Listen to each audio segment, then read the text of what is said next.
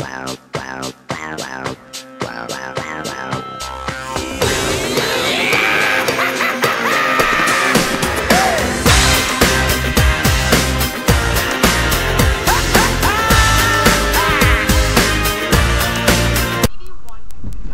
hey guys, it's Courtney stopping in on your Monday with your week 87.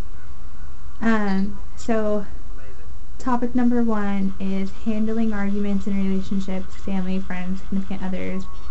How do you overcome any type of fight or arguments with the ones you love? Advice to others on doing so. What are some good tips on keeping healthy relationships? I'm really bad at arguments with anybody.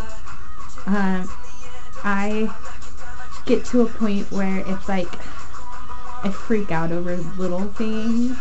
And typically it's like there's like an underlying reason for it, like I'm stressed or I'm upset. Like I'll be on a spree and I fight. Not all the time, but like, you know, we fight. And sometimes it's over like stupid things, but other times it's like actually like really important. And one of the things that like her and I have come to deal with is if you're gonna fight about it, it needs to be worth it. Because a little fight can break everything. So we make sure that it's like worth it. And like when it comes to my family, we fight all the time, but you know, it's family. What are you supposed to do? Friends, typically like we'll just stop talking and it gets interesting. When it comes to like overcoming the fights, like I always try to find like a middle ground, like something that like, you know, we both can come to an agreement on and we can both like deal with. And so that helps quite a bit.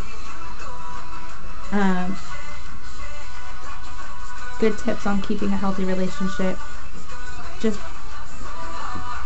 I don't know, like make sure it's worth it. Make sure that you're not fighting over the stupid small stuff, because that just gets petty and ultimately it's not worth it.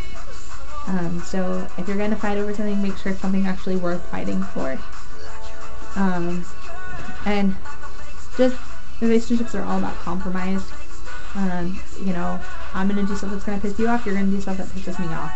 As long as we're on a middle ground about it, it's all gonna be okay. And then topic number 2 is talk about internet safety, any tips, advice, rules you follow, or whatever is on your mind. Internet safety is so important, and I don't think I can stress this any more than it's like really important. Be careful about what you put out there. Like obviously, like you can put your first name, don't put your last name. You know, don't lie. Don't say that you're 21 when you're really 15. Actually, I know somebody that did that, and she wound up having a baby with one of my ex-boyfriends, and you know, he took her on her word saying that she was like 19, and she wasn't. She's like just now turning 16, I think, and she's already had a baby. Like, that's really bad. And she just got another guy in jail for the same exact thing. Well, she didn't have a baby with him, but you know, like inappropriate talking. Like, don't tell people that you're older than you really are, because it's not fun. It's not funny at all. People get in serious trouble over it, and you know, obviously they're the ones at fault because they're older, they're supposed to know better. But I mean, it's one of those things, like, just be careful about what you put out there. Obviously, don't put like credit card numbers out there, don't put your parents' credit cards information out there, don't put your address.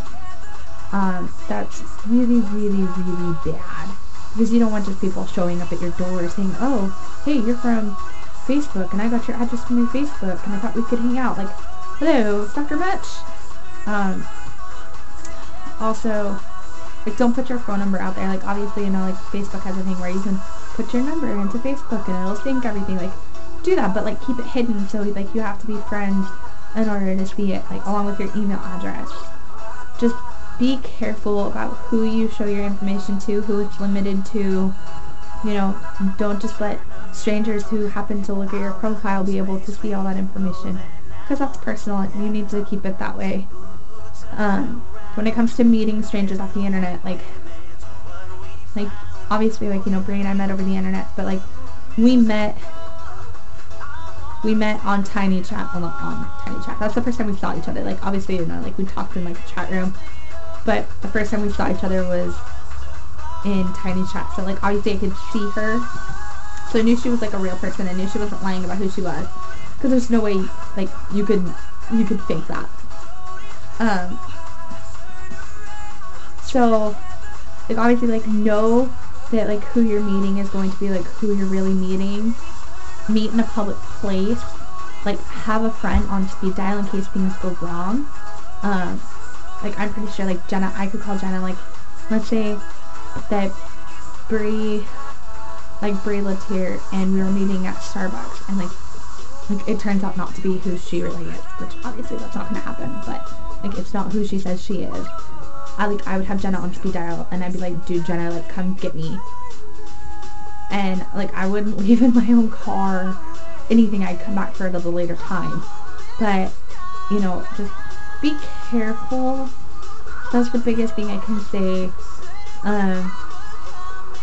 Just watch what you say, who you say it to, because cyberstalking is not easy to deal with. You don't want those creeper guys, you know, messaging you, and, like, it's not worth it in the long run. You'd go through so much more emotional trauma and just emotional stress dealing with that if you would take the time and be careful about who you tell stuff to, who you limit your information to. Even though you trust them, like, until you've seen them, like, over, like, Skype or something, don't trust everything. Be sure you know exactly who you're talking to. You know, make sure that small stuff goes a long way. But that's all I have for this week, week 87. Have a good week. Be safe. Don't do anything I wouldn't do. And have fun, guys. Bye!